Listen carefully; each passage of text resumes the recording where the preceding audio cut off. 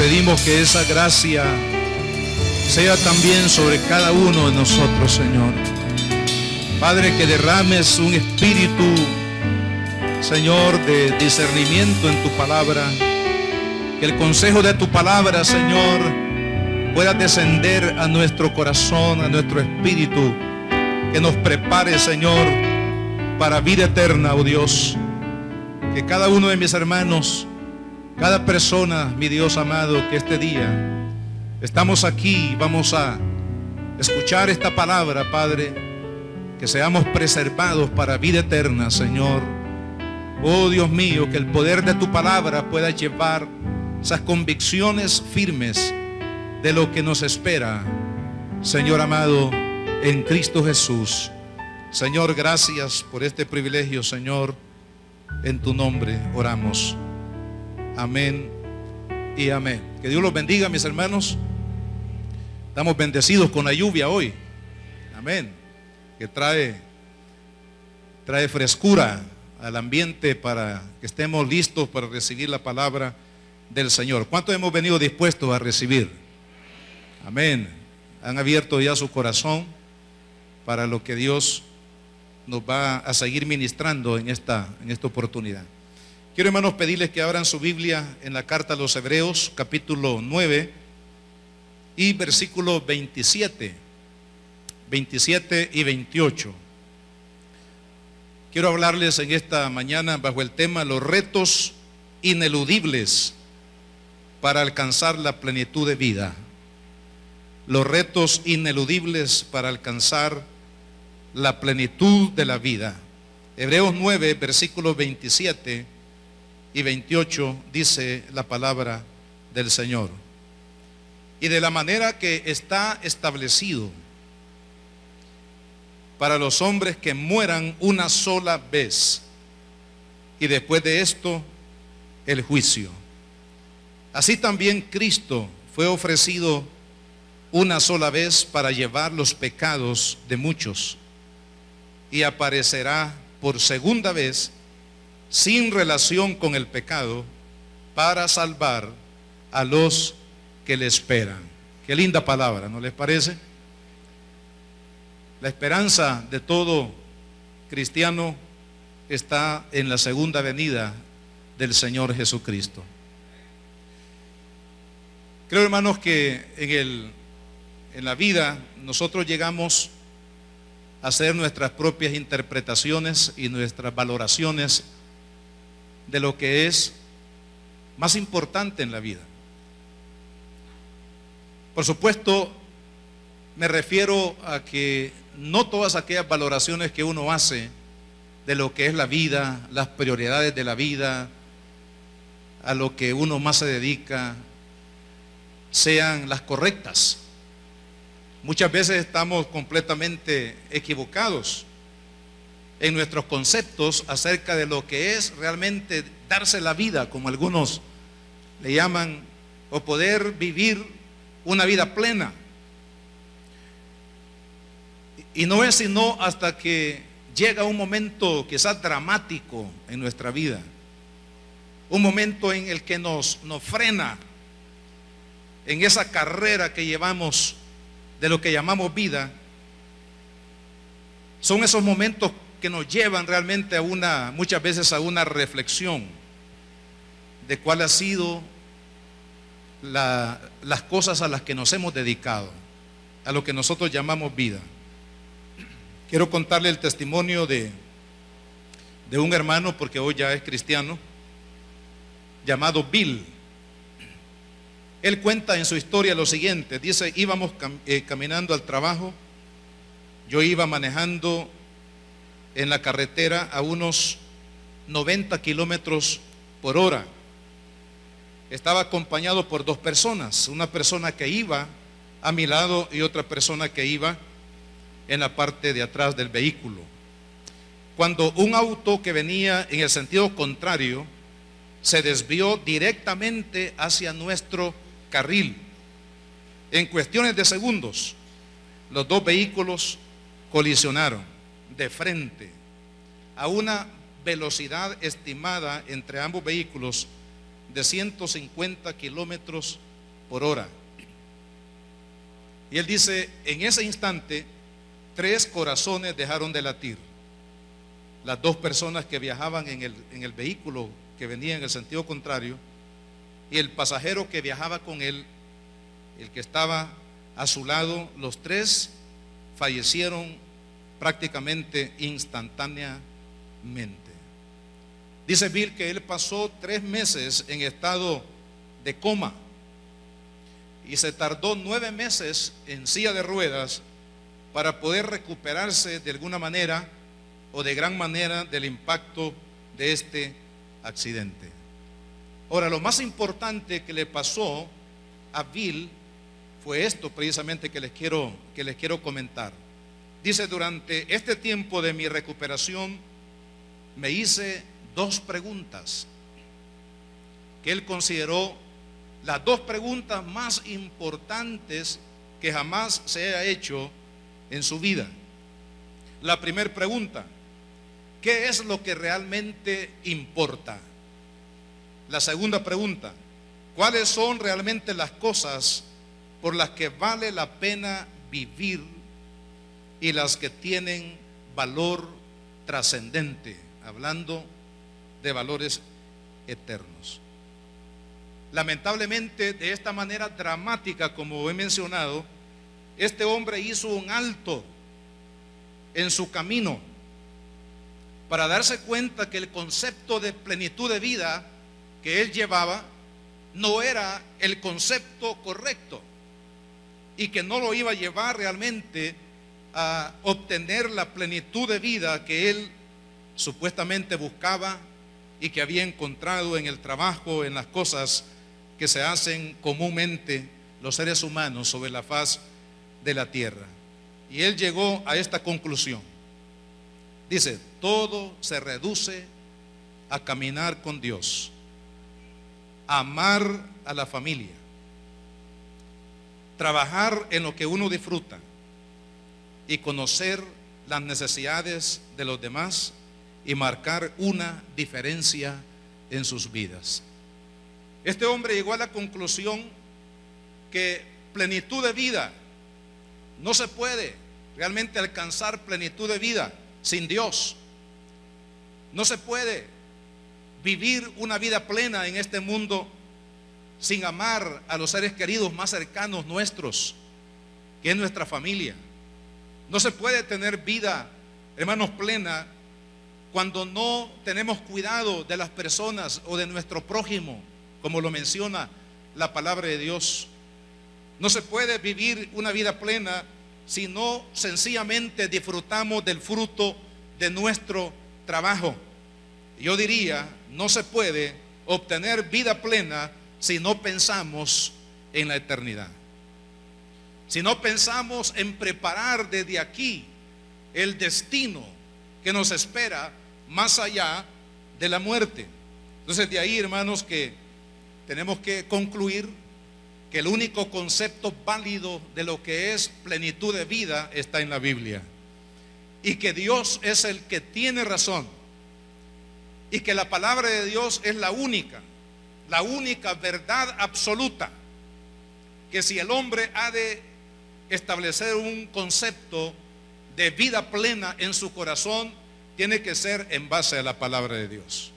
Fuera de la palabra, todo son teorías, todos son experimentos, todas son ideas humanas que realmente, hermanos, no llevan a ningún lado en relación a buscar la plenitud de vida. Quiero en primer lugar dar algunos conceptos que creo que son importantes hablar sobre ello, por lo menos brevemente, de los conceptos errados para lograr la plenitud de vida. Tenemos el concepto materialista. El concepto materialista dice: la plenitud de la vida es posible solo por medio del placer que nos proporcionen los bienes que poseamos. Tenemos también el concepto que surgió de una religión oriental, el concepto budista, que dice: la plenitud de la vida es posible solo por medio del proceso evolutivo del alma por medio de la reencarnación. El concepto evolucionista dice que la plenitud de la vida es posible solo por medio del perfeccionamiento evolutivo de la materia. El concepto de la cienciología, que es una nueva religión que apareció por ahí por el año 1950, una religión a la que se han acogido grandes personalidades de la farándula, de los artistas, etcétera, y de gente muy poderosa económicamente. Pero vea lo que la cienciología dice, que la plenitud de la vida solo es posible lograr a través del equilibrio entre la afinidad, la realidad y la comunicación. Como no conozco mucho de ellos, no sé qué significa eso. El concepto altruista se fundamenta en el logro de la plenitud de vida a través de la actividad piadosa y las buenas obras a favor de los necesitados en el mundo. El concepto piadoso, el que cree que a través de la modificación de la conducta y la buena relación con los semejantes traerá como resultado la felicidad plena. Y el concepto ateo, que eso está también registrado, documentado en la Biblia. El ateo cree que la plenitud de la vida es comer, beber, porque al fin y al cabo mañana moriremos. Y podríamos hablar de otros conceptos de tipo religioso, filosófico, de lo que algunos hermanos han teorizado acerca de cómo alcanzar la plenitud de vida, no solamente aquí en la tierra, sino también más allá de la muerte física. En segundo lugar, entonces tenemos que ver qué es lo que la Biblia dice acerca de la plenitud de la vida. ¿Cuál es el concepto en la Biblia de la vida? La vida es un don de Dios. La vida es una bendición de Dios. La vida tiene propósitos divinos. La vida no es un accidente sobre la faz de la tierra. La vida es un don de Dios. Por eso Dios es el que da la vida y es el que toma la vida de cada ser humano. No hay ninguno que realmente debiera de tomar la vida en sus propias manos, porque la vida es un don de Dios. La vida es una bendición de Dios para cada uno de nosotros. Pero la Biblia, hermanos, por lo menos habla de tres aspectos de la vida que quiero mencionar para llegar a cuál es la conclusión bíblica de lo que es plenitud de vida. Primero, hablemos de la vida natural. Hay una vida natural. ¿Cuál es la vida natural? Es la vida que todos nosotros recibimos cuando nacemos. La palabra de Dios dice, hermanos, que en el huerto del Edén Dios creó a la primer pareja. Y aunque para algunos les parezca una fábula, como dijo incluso un presidente latinoamericano, dijo que cómo se podía creer semejante fábula de que el hombre es el resultado de la creación de Adán y Eva y la reproducción que se dio allá en el Edén. Pero eso es lo que dice la Biblia, y esa es la verdad absoluta, lo que dice la palabra de Dios. La vida, hermanos, cuando usted y yo la recibimos después del pecado de Adán y Eva, la recibimos ya con la marca del pecado. O sea que en la vida natural todos somos pecadores, a pesar de que cuando los niños nacen son tan inocentes, tan bonitos, tan tiernos, tan moldeables. Sin embargo, ya viene en ellos la marca del pecado, viene la marca del fracaso, del dolor y finalmente la marca de la muerte. Es por eso que vemos que los seres humanos se degradan a un grado tal, hermano, tan triste lo que estamos viendo en nuestra sociedad, y se ha visto a través de toda la historia. Por ejemplo, un asesino que mata a un empresario y luego un niño de 4 años no sabía qué hacer y lo que hizo fue quitarle la vida a un niño de 4 años. Esa es la degradación de la vida natural que el hombre recibe, hermanos, desde el momento de la concepción y de su nacimiento. Por eso dice la Biblia en Romanos capítulo 6 y versículo 23. Se los quiero leer, yo lo sé de memoria, pero yo sé que ustedes también lo saben de memoria, pero para aquellos que no lo saben, búsquenlo en su Biblia. Dice la Escritura: porque la paga del pecado es muerte, mas la dádiva de Dios es vida eterna en Cristo Jesús, Señor nuestro. También el apóstol Pablo, en la carta a los Efesios, capítulo 2, versículo 1 dice: Él os dio vida cuando estabais muertos en vuestros delitos y vuestros pecados. Y en Romanos 7, 24 dice: miserable de mí, dijo Pablo, ¿quién me librará de este cuerpo de muerte? Porque Pablo en su corazón estaba hacer lo bueno, pero en sus miembros estaba hacer lo malo, y no podía conciliar el deseo de hacer lo bueno internamente con hacerlo ya con los elementos físicos del cuerpo para hacer lo bueno. ¿Por qué razón? Porque en la vida natural nacemos ya con la marca del pecado. El pecado trae dolor, el pecado trae aflicción, el pecado trae tristeza, el pecado trae fracaso, precisamente porque hemos nacido ya naturalmente, hermanos, en un ambiente de pecado y de muerte. Ahora, el segundo aspecto de la vida que menciona la Biblia es la vida que yo le llamo la vida abundante o la vida espiritual. La vida abundante es el resultado por el poder de Dios, de la vida de Dios, por el poder del sacrificio que Cristo hizo en la cruz del Calvario. Algo sucede en esa vida natural cuando usted y yo aceptamos a Cristo. ¿Qué significa aceptar a Cristo? Vale la pena que nos tomemos un minuto para entender lo que significa aceptar a Cristo.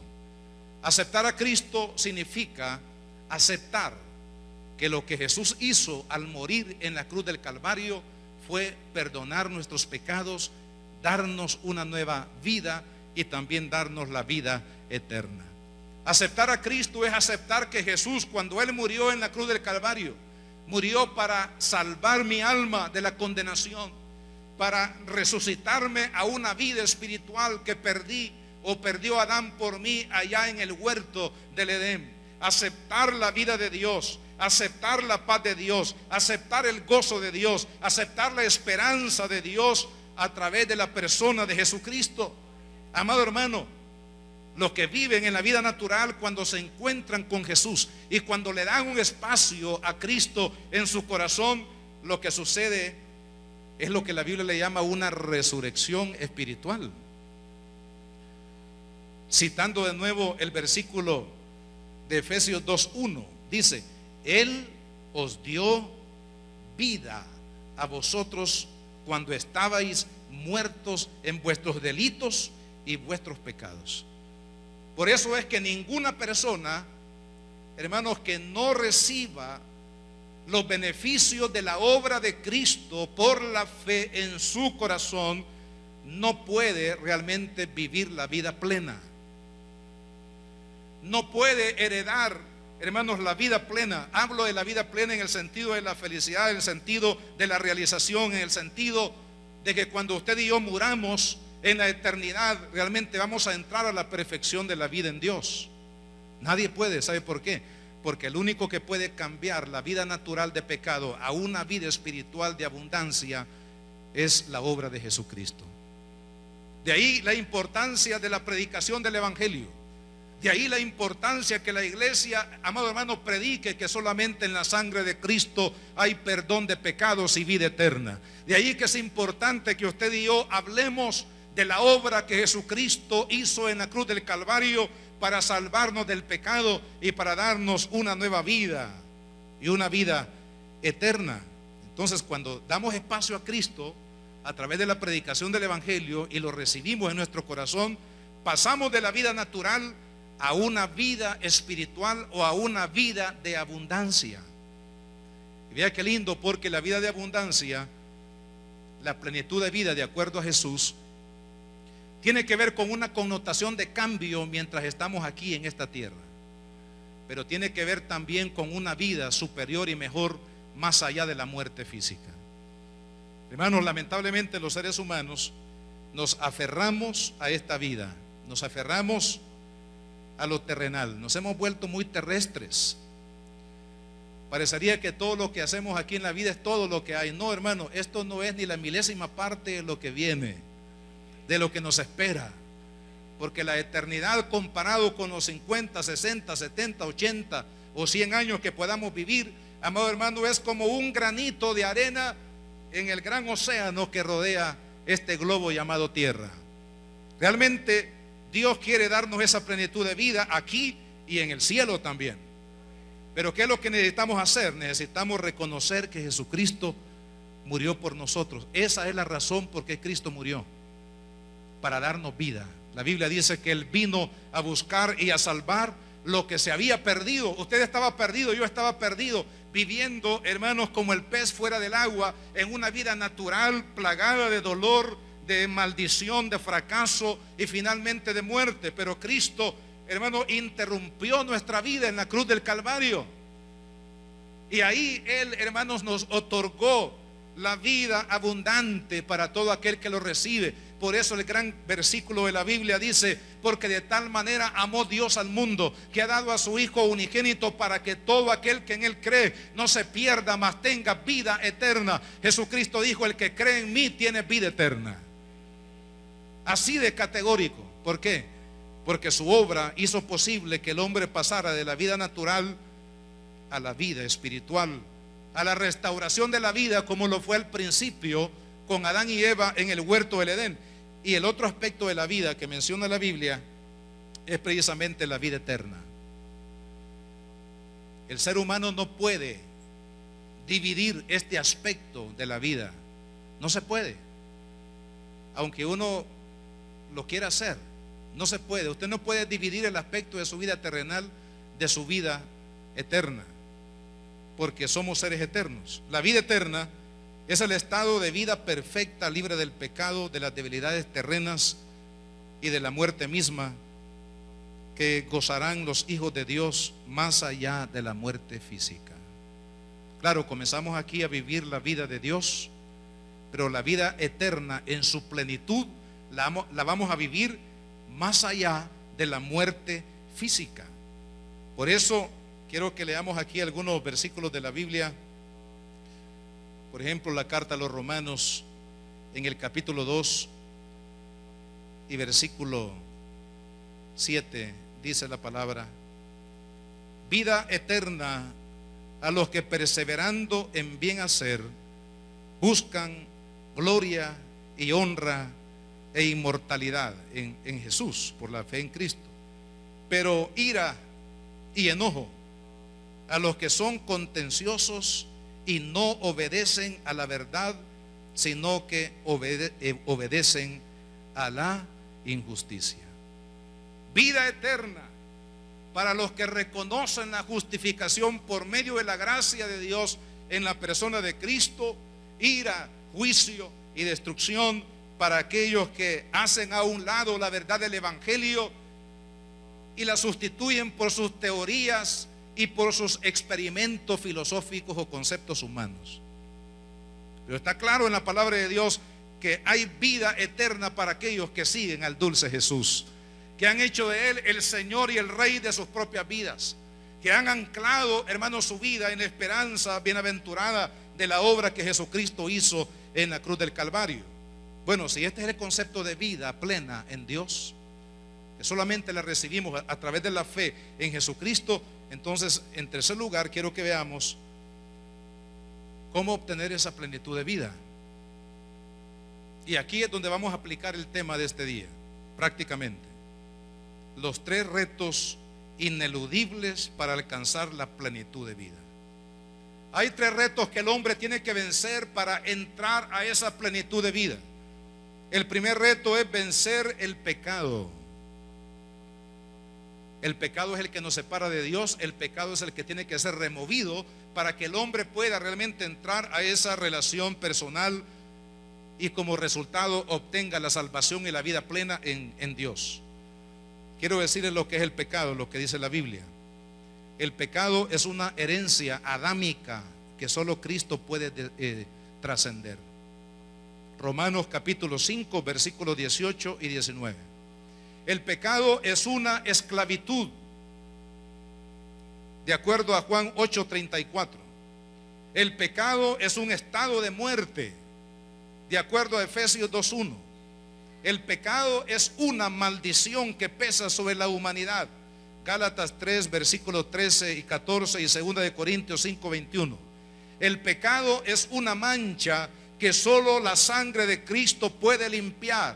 Efesios 1:7, Primera de Pedro 1:19, Primera de Juan 1:7 y Apocalipsis 1:5.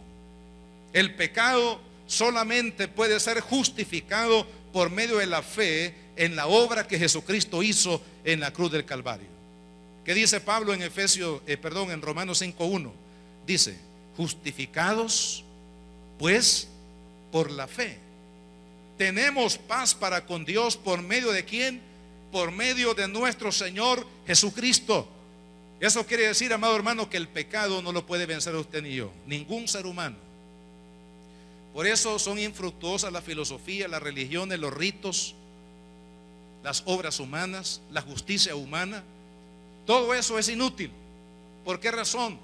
Porque de acuerdo a la verdad absoluta que está en la palabra de Dios, hay una sola forma de vencer el pecado, y es acogerse a la victoria de Cristo, la que Él ganó por usted y por mí en la cruz del Calvario. ¿Cómo podemos vencer el obstáculo del pecado?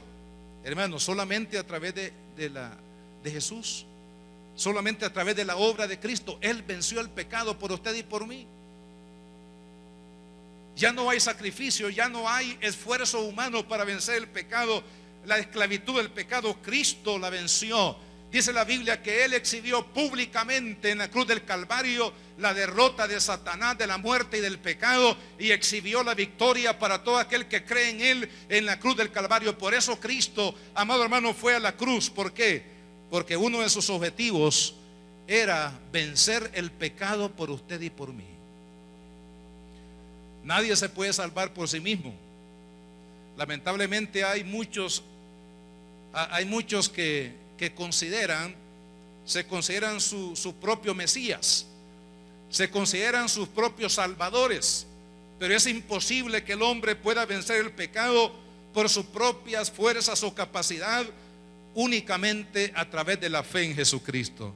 Cuando usted y yo aceptamos a Cristo, cuando aceptamos que Él murió en la cruz del Calvario para perdonarnos, para darnos vida nueva y vida eterna, es cuando el pecado es vencido en nuestra naturaleza humana. Por eso Pablo en Romanos 8:1 dice: ahora pues ninguna condenación hay para los que están en Cristo Jesús, los que no andan conforme a la carne, sino conforme al Espíritu.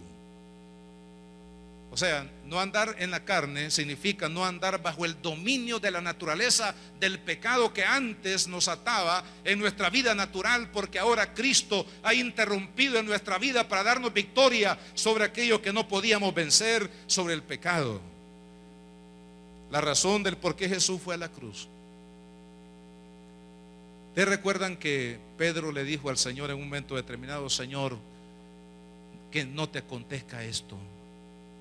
Que no te acontezca que tú vayas y tú subas a Jerusalén para morir en esa vergonzosa cruz. ¿Y qué le dijo Cristo? Quítate de delante de mí, Satanás, porque no pones tu mirada en el plan de Dios y en los propósitos eternos de Dios. Por supuesto, Pedro no sabía, ignoraba en su corazón que la única forma de vencer el pecado que lo separaba de Dios y que lo ataba en una esclavitud de muerte era a través de la muerte en la cruz de Cristo Jesús. Por eso el Señor le dijo: quítate delante de mí, Satanás, porque no pones tu mirada en las cosas de Dios, sino en las cosas terrenales. ¿Por qué? Porque la razón, hermanos, de la cruz es por el perdón del pecado. Una de las razones. De tal manera que algunos dicen: ¿por qué los cristianos cantan sobre la sangre de Cristo? Porque la sangre de Cristo representa nuestra victoria sobre el pecado en la cruz del Calvario. ¿Por qué cantamos del amor de Dios? ¿Por qué cantamos de la salvación? ¿Por qué cantamos de la llaga de Cristo? ¿Por qué cantamos del sufrimiento de Cristo? ¿Por qué cantamos de la sangre de Cristo? Porque a través de su muerte Él le dio un golpe mortal al pecado que nos ataba y ahora somos libres. Por eso dice la Biblia: si el Hijo os libertare, seréis verdaderamente libres. Porque solamente a través de la libertad por la obra de la cruz podemos vencer el pecado. Así que, hermano, no puede usted vencer el pecado por sí mismo. Acójase a aquel que lo venció por usted, que se llama Jesús de Nazaret. El segundo obstáculo, hermanos, es la muerte. Dice aquí el pasaje que hemos leído en Hebreos: está establecido que el hombre muera una sola vez. Aquí hacemos un paréntesis para decir que la Biblia no habla de reencarnación. La doctrina o idea de la reencarnación es una idea de las doctrinas orientales, del budismo, así de claro, pero no es bíblica, no es escritural. La Biblia habla de resurrección, pero no de reencarnación. Entonces dice: el hombre morirá una sola vez. Aquí está hablando de la muerte. Una de las cosas que no podemos, hermanos, eludir es la muerte. Tarde o temprano nos vamos a morir. Y no quiero ser predicador de muerte, sino de vida. Pero es una realidad que usted y yo tenemos que enfrentar tarde o temprano: la muerte. Y hay que vencerla. Para poder vivir la vida plena, tenemos que vencer el obstáculo de la muerte. Pero una vez más, usted y yo no podemos vencer la muerte. Hay tres dimensiones de la muerte que menciona la Biblia. Primero, la muerte espiritual, que es estar viviendo en pecado. La vida natural que mencionamos hace un momento. Todos nacemos en una vida natural y de hecho es una vida de muerte espiritual. Estamos separados de Dios, no hay comunión con Dios, estamos muertos en nuestros delitos y pecados. Por eso aflora la naturaleza del mal en nuestra vida, porque nuestra carne no está en hacer el bien, sino hacer el mal. Esa es la, digamos, la exhibición externa del poder del pecado en la vida de una persona: hacer lo malo, hacer lo que no debe de hacer. La naturaleza pecaminosa, la muerte espiritual. Segundo, la muerte física. Cuando una persona muere, ¿qué es lo que realmente depositamos en el jardín, ahí donde llevamos a nuestros seres queridos? Es la parte física. Como dice mi hermana, el estuche. Es, como dijo Pablo, el hombre exterior. Es decir, el cuerpo físico. También le llamó el tabernáculo. Este tabernáculo físico es el que se lleva realmente a sepultar ahí en ese jardín. Pero el alma y el espíritu, hermanos, no pueden quedarse ahí. Tienen que volar. Tienen que irse a un lugar después de la muerte. Aquí lo lindo para los hijos de Dios es que cuando nosotros cerramos nuestros ojos aquí, los abrimos en la presencia de Dios. Amén. Porque hay vida en Dios, hay vida en Jesús. Entonces la muerte física todos vamos a enfrentarla tarde o temprano. Pero después de la muerte física hay otra muerte que el hombre va a experimentar más allá, hermanos, de la muerte física, y es la muerte eterna. Vamos a hablar un poco más adelante acerca de eso, pero la muerte espiritual, la muerte física y la muerte eterna. Quiero decir en este momento que la muerte física, espiritual y eterna fueron vencidas por Jesucristo cuando Él se levantó de entre los muertos. El hombre no puede vencer este obstáculo que se llama muerte, pero hubo alguien que fue a la tumba, que estuvo ahí durante 3 días, pero que luego fue levantado por el poder de Dios a través de la resurrección que se llama Jesucristo, y a través de Él sí podemos vencer la muerte. Es más, hemos vencido la muerte a través de la muerte y resurrección del Señor Jesucristo. Él venció la muerte por usted y por mí. Dice Pablo, y aquí vamos a leer algunos versículos de la Biblia. Primera de Corintios capítulo 15, es un gran capítulo de la Biblia, como todos. En el versículo 17 dice: y si Cristo no resucitó, vuestra fe es vana, aún estáis en vuestros pecados. Entonces también los que durmieron en Cristo perecieron. Si en esta vida solamente esperamos en Cristo, somos los más dignos de conmiseración de todos los hombres. Versículo 20: mas ahora Cristo ha resucitado de los muertos, primicia de los que durmieron es hecho. Gloria al Señor. Ahora dice Cristo. ¿Por qué? Porque este capítulo, porque habían algunas ideas, algunas doctrinas erróneas o tergiversadas que estaban llegando a los cristianos, en Corinto acerca de la resurrección, que no existía la resurrección, que cuando el hombre muere todo termina y que no hay resurrección de muertos. Entonces es ahí donde Pablo toma el argumento y dice, bueno, si nosotros creemos en un Cristo resucitado y Él realmente no resucitó, entonces nuestra fe es vana. Nuestra esperanza es vana en un Cristo que se quedó en la tumba. Sin embargo, y aquí viene Pablo para ratificar la doctrina fundamental del cristianismo, que es la resurrección de entre los muertos de aquellos que creyeron y esperaron en el Señor Jesucristo. Por eso dice, mas ahora Cristo ha resucitado de los muertos, primicias de los que durmieron es hecho. O sea, la doctrina de la resurrección está fundamentada en la verdad de que Cristo resucitó entre los muertos. Y mire, Cristo se convirtió en la primicia de los que han de resucitar. Eso quiere decir que los que estamos aquí, los que hemos creído en el Señor, Cristo es la primicia y nosotros somos la gran cosecha. Llegará el momento cuando todos aquellos que han vivido y han muerto aquí en este mundo con la esperanza puesta en la obra de Cristo en la cruz del Calvario, hermanos, vamos a vencer la muerte. Y hay algunos que van a vencer las 3 dimensiones de la muerte. No todos, pero algunos sí. Algunos van a vencer la dimensión de la muerte física porque no van a morir.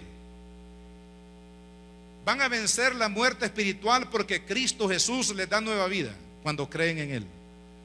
Y van a vencer la muerte eterna porque los que se acogen a la gracia de Cristo en este mundo serán salvos de la condenación. Dice la palabra de Dios, y aquí otro pasaje lindo de la Biblia, la primera carta a los tesalonicenses, en el capítulo 4, vamos a ir ahí a ese pasaje de la Escritura.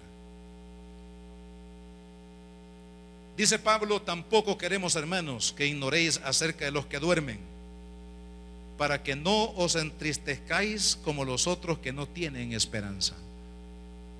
Hay aquí una marcada diferencia de 2 grupos: los que tienen esperanza más allá de la muerte y los que no tienen esperanza. ¿Quiénes son los que no tienen esperanza? Aquellos que teorizan, aquellos que no están seguros qué es lo que van a enfrentar más allá de la muerte, porque no han creído en la verdad absoluta de la palabra de Dios. Algunos incluso han renunciado al hecho, a la idea de que hay vida más allá de la muerte, y sencillamente dicen, cuando uno se muere, aquí termina todo, punto. Ellos son los que no tienen esperanza. Pero los hijos de Dios, usted y yo, que hemos creído en Jesucristo, sí tenemos una esperanza segura, una ancla segura de qué es lo que nos espera más allá de la muerte. Amén. Eso es lo que dice el apóstol Pablo. Ustedes no deben de ignorar para no perder la esperanza de los hijos de Dios más allá de la muerte física. Versículo 14, porque si creemos que Jesús murió y resucitó, hagamos una pausa. ¿Cuántos creemos que Jesús murió y resucitó? Eso es vital, es fundamental en nuestra vida. Si usted y yo creemos que Jesucristo murió, pero también resucitó, y lo creemos y lo podemos discutir, y lo podemos predicar y lo podemos enseñar y lo podemos testificar hasta la muerte. Ahora vea lo que dice: así como usted y yo creemos que Cristo murió y que Cristo resucitó entre los muertos, así también debemos de creer que Dios traerá con Jesús a los que duerman con Él. Amén. ¿Quiénes son los que duerman con Jesús? Son los que mueren con la esperanza de la salvación en Cristo Jesús. Antes de morir, por favor, no en la agonía de la muerte. Es mucho mejor hacerlo en el momento cuando Dios habla a nuestro corazón. En el momento que Dios, hermanos, declara su palabra en nuestro corazón, es el momento. Hoy, dice la Biblia, es el día agradable, el día aceptable para Dios de la salvación, y no dejarlo. Algunos creen que hay salvación después de la muerte, pero mire, le quiero decir con toda sinceridad que esta doctrina es errónea, número 1, y segundo, fue inspirada con fines económicos. No es cierto, no es bíblico, no es escritural que un alma pueda ser rescatada de un lugar de X después de la muerte para luego ir al cielo. En vida decidimos. En vida es cuando se define a dónde quiero ir. Si quiero ir donde está Dios, donde está Jesús, si quiero ir al paraíso, a la gloria de Dios, a la ciudad celeste, si quiero ir, hermano, para disfrutar la gloria de Dios, o si quiero irme al infierno. Aquí lo decidimos. Y hay ciertos burladores que se mofan del evangelio y del mensaje del evangelio, que dicen: allá me voy a encontrar en el infierno con mis cheros y vamos a hacer una gran panchanga en el infierno. Quiero decirle que no hay panchangas en el infierno, ni hay fiestas en el infierno, pero sí hay fiesta en el cielo. Cuando un pecador se arrepiente, hay fiesta en el cielo. Cuando usted y yo nos acogemos a la gracia de Cristo, hay fiesta en el cielo. Así que así como usted y yo creemos que Jesús murió y que Jesús resucitó, así también nosotros debemos de creer de la misma manera que un día, cuando este cuerpo, hermanos, vaya a la tumba, se va a levantar en gloria, porque nosotros somos la cosecha de Cristo. Él es la primicia y nosotros somos la gran cosecha de los que se han de levantar en gloria. Eso es lo que la palabra de Dios dice.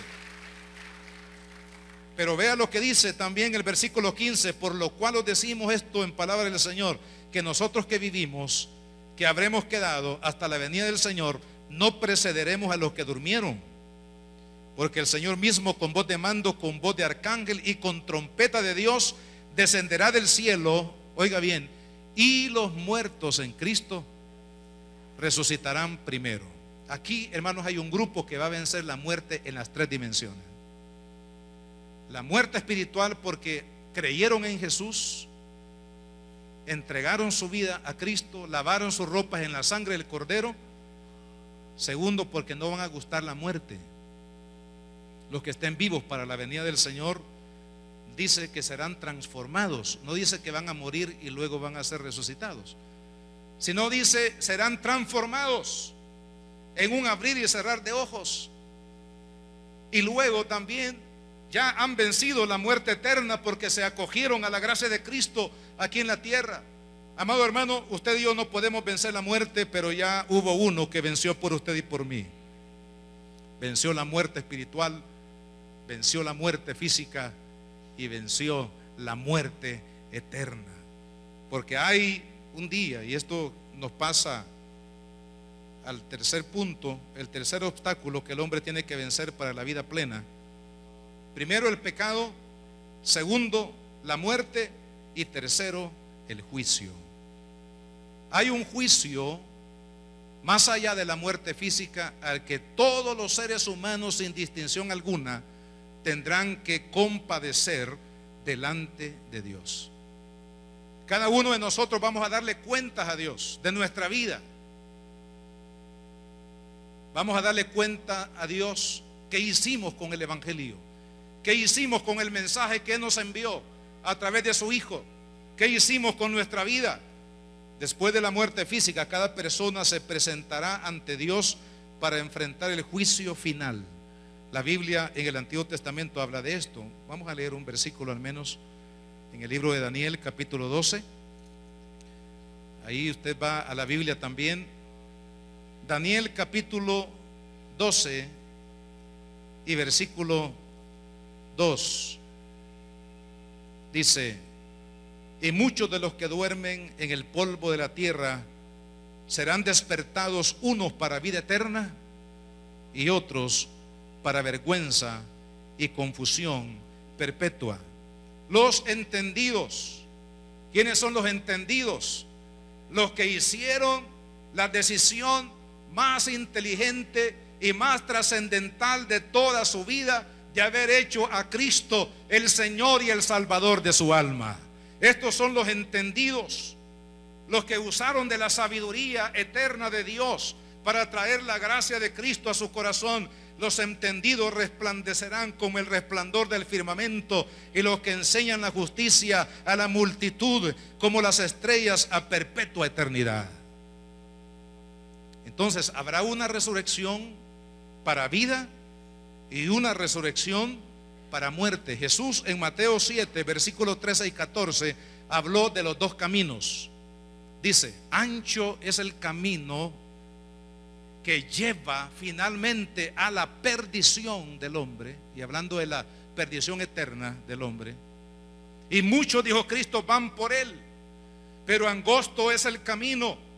Es cierto que es angosto el camino, es cierto que es luchar contra la mayoría, es cierto que es ir como contra la corriente de este mundo que se burla del evangelio, que se burla de la iglesia, que se burla de los predicadores, que se burla de su fe, que se burla de Jesús, que hacen mofa de Jesús. Es angosto el camino, pero finalmente nos lleva a la vida eterna, dijo Cristo. Cada uno de nosotros debemos de escoger entonces el camino. Uno nos lleva a la perdición y el otro nos lleva a la vida eterna. Entonces, hermanos, todos vamos a compadecer ante el tribunal. La única diferencia es que hay dos tribunales donde Dios va a traer juicio o a dictar juicio sobre la humanidad. El primer tribunal se llama el tribunal de Cristo. Romanos 14, versículos 10 y 11, segunda de Corintios capítulo 5 y versículo 10. ¿Quiénes van a compadecer ante el tribunal de Cristo más allá de la muerte física? Dice la palabra de Dios que van a compadecer todos aquellos que en vida reconocimos pública y totalmente la gracia de Jesucristo como nuestro Señor y Salvador. Jesús dijo que aquel que no se avergüence de Él delante de los hombres, confesándolo como Señor y Salvador, aceptando su obra, Él tampoco se va aquel día delante del Padre, lo va a confesar. Es decir, no se va a avergonzar de confesar su nombre delante de Dios. Si usted un día X aceptó a Cristo, le dio un espacio a Jesús en su corazón para vida eterna, y lo testificó, y la gente se dio cuenta que ahora usted vive para Jesús, que ahora cree en Él, lo ama, le sirve, está entregado a Él y lo espera con todo su corazón. Un día, amado hermano, Jesús no se va, tampoco no se va a retractar y avergonzar de usted, y va a decir: Padre, él me confesó, y ahora yo ratifico su confesión, y ahora yo ratifico que esta persona ahora, Señor, debe de entrar al reino de los cielos. El tribunal de Cristo es para los creyentes. El tribunal de Cristo, el juicio que se va a dictar ahí, es un juicio absolutorio, es un juicio para recompensa, es un juicio para ratificar la fe de aquellos que creyeron en Jesucristo antes de morir. Es un juicio de vida, es un juicio de bendición, es un juicio de eternidad con Dios. Es un juicio, amado hermano, donde Dios va a recompensar todo lo que usted ha hecho por Cristo y por su causa durante vivió los años sobre la faz de la tierra. Amado hermano, todo lo que usted hace por el reino de Dios, Él tiene en los cielos memoria y contabilidad de todo lo que usted hace por el reino de Dios. Sus oraciones están en la presencia de Dios. Las burlas de aquellos que se burlan porque usted es cristiano están en la presencia de Dios. Su trabajo de intercesión, su trabajo evangelístico de comunicar la verdad de Dios a su familia, a sus amigos, está en la presencia de Dios. Sus ofrendas, su esfuerzo para que la obra pueda llegar hasta los confines de la tierra está también en la presencia de Dios. Y un día el Señor va a dar corona, va a dar galardones, va a dar premios espirituales o no sabemos de qué tipo en el cielo. Por eso Jesús dijo: no hagan tesoros en la tierra. Ahora no sabemos dónde llevar el dinero porque los bancos dan muy poco rédito, ¿no? Y de repente se declaran en quiebra. Así que algunos estamos volviendo a la época de los abuelitos. Algunos tienen su dinero debajo de la almohada, debajo del colchón. Le han abierto un hoyo al colchón así, han serruchado los colchones y ahí han metido el dinero. Jesús dijo: no hagan tesoros, es decir, no nos aferremos a este mundo, no nos aferremos al dinero y las cosas, los placeres que el dinero puede dar. Amado hermano, no nos aferremos a las cosas materiales. Gracias a Dios por lo que usted y yo tenemos de parte del Señor como bendición, pero eso no es la vida. Eso no es el centro de nuestra felicidad. Las cosas materiales perecen. Jesús dijo: el orín las corrompe y la polilla las destruye, los destruye y el ladrón se los lleva. Haced tesoros en el cielo, donde no hay ladrón que robe, donde no hay orín que lo corrompa, ni polilla que lo destruya. Todo lo que usted hace por el reino de Dios, tus lágrimas, tu sufrimiento, tu entrega, tu lucha, tu batalla contra el tentador, todo lo que tú hagas por el reino de Dios, espiritual o físicamente hablando, está en la contabilidad de Dios y en el tribunal de Cristo. Cuando tú y yo compadezcamos delante de Él, el Señor te va a dar tu galardón.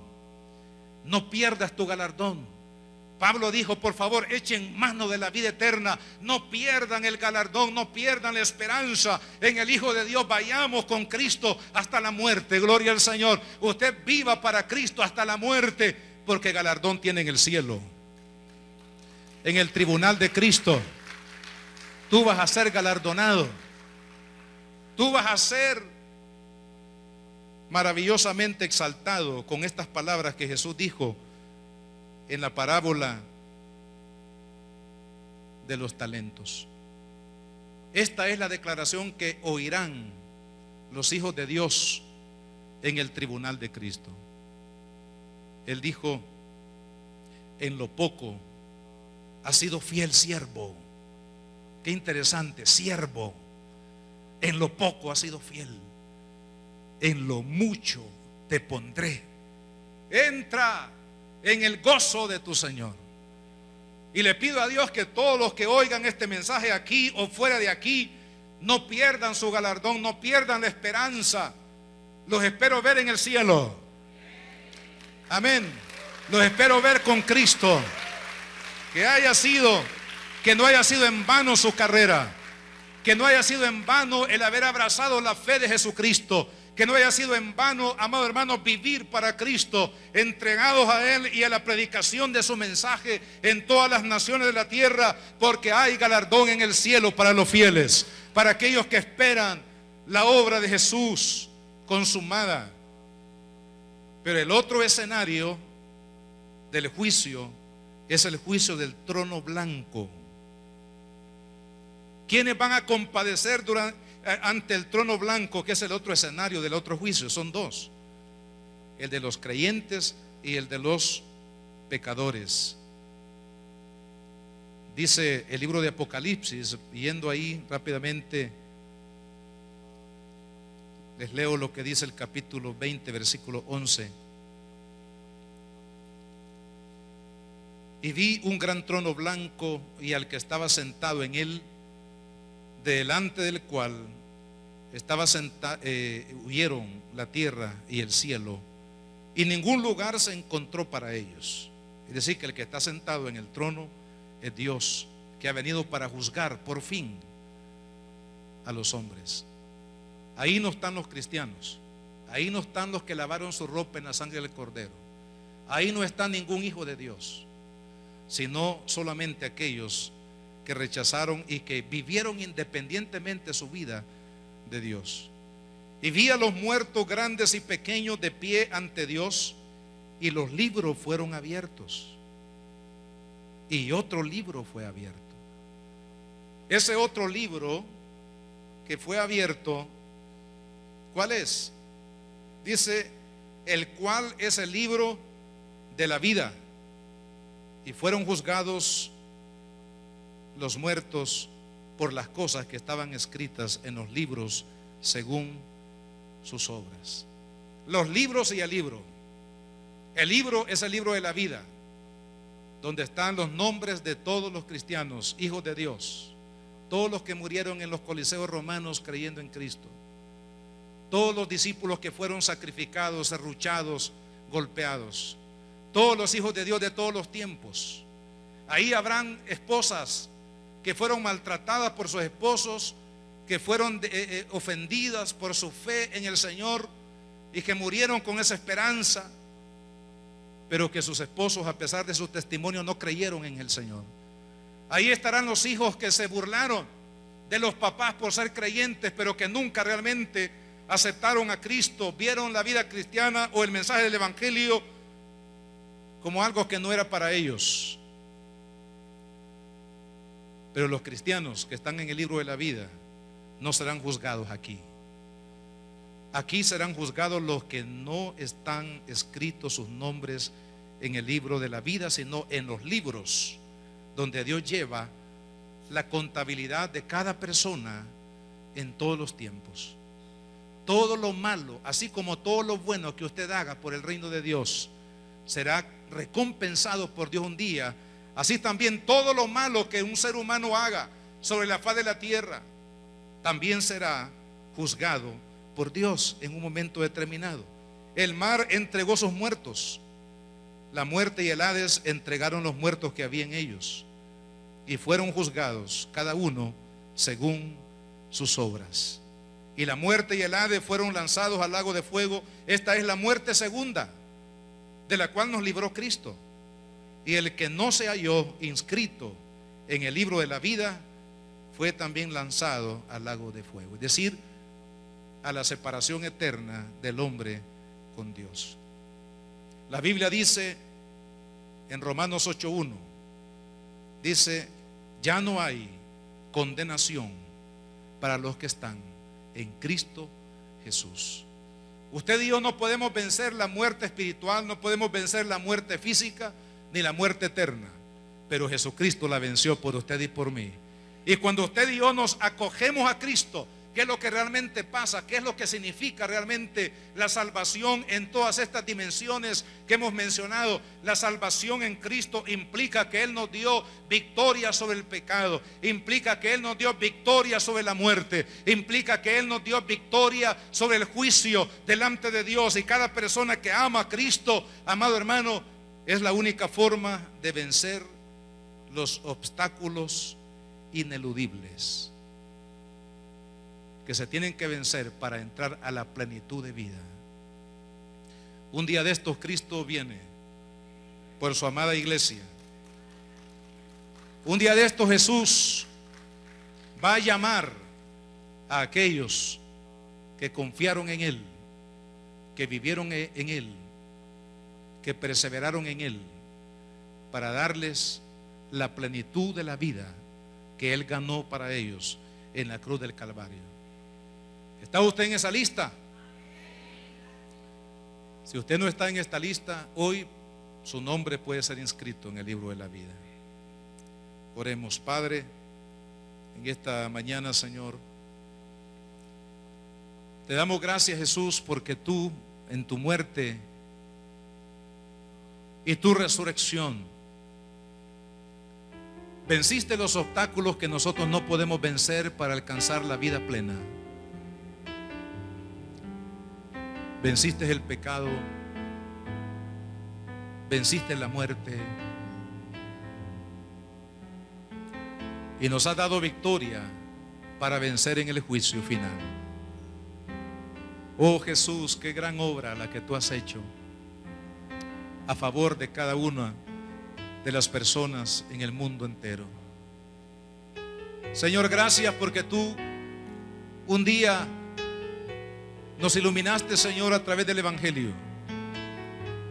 Y ahora, Señor, te pido que todos los que estamos acá, que ninguno se pierda, como dijo Jesús, sino que todos procedamos para vida eterna en la persona de Jesús. Quiero pedirles que se pongan de pie, por favor, todos mis hermanos.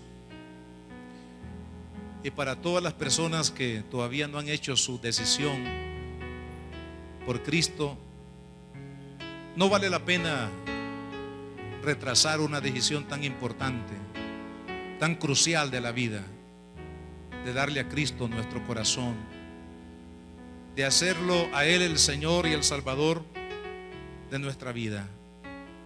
Yo quiero invitar a todos los amigos, aquellos que no han hecho esta decisión por Cristo, que hoy lo hagan.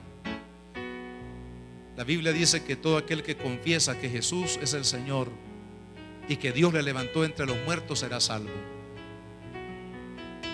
Y así también para todos aquellos hermanos que tienen inseguridad por el hecho de que no están viviendo en las convicciones cristianas y en la santidad de la vida cristiana. Por favor, hermano, es mejor asegurarnos, es mejor vivir con seguridad y no con incertidumbre de qué es lo que puede pasar. La muerte nos puede sorprender en cualquier momento y es mejor que cuando la muerte nos sorprenda de acuerdo a la voluntad de Dios, estemos preparados, estemos listos para viajar con Jesús. Por favor, no se aparte de Cristo. Ame al Señor, sírvale, entréguese día a día a Él, porque viene pronto el día que nos reunamos con Él en la gloria eterna. Todos los que quieran hacer esta oración, los amigos en especial que tenemos aquí que todavía no han aceptado a Cristo, yo quiero invitarles para que hagan esta oración conmigo, y así los hermanos que necesitan esa seguridad también, ore al Señor y dígale: Padre, en el nombre de Jesucristo, vengo delante de ti para pedirte perdón por todos mis pecados. Reconozco, Señor, que soy un pecador, que he vivido lejos de ti. Pero ahora, en el nombre de Jesús,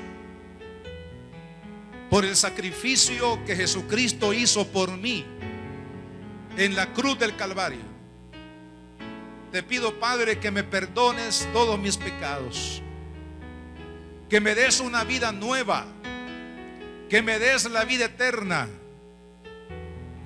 porque en este momento yo acepto, yo recibo en mi corazón a Jesucristo como mi Salvador y el Señor de mi vida. Gracias, Padre, por amarme. Gracias por darme la vida. Gracias por darme la vida eterna, Señor. Ayúdame a vivir para ti todos los días de mi vida hasta que tú vengas o hasta que tú me llames a tu presencia. Padre, todo lo pido en el nombre de Jesús. Señor amado, te pido por cada uno de los que estamos aquí este día. Te pido que nos preserves para vida eterna a cada uno, Señor. Dios amado, guarda la vida de cada uno de tus hijos, de cada uno de los que estamos aquí. Señor, que caminemos con fidelidad hasta el último día de nuestra vida sobre esta tierra y que podamos estar contigo en la eternidad. Padre amado, bendice a cada uno de mis hermanos, presérvalos para vida eterna. Lo pedimos en el nombre de Jesús. Amén y amén. Que Dios los bendiga, mis hermanos.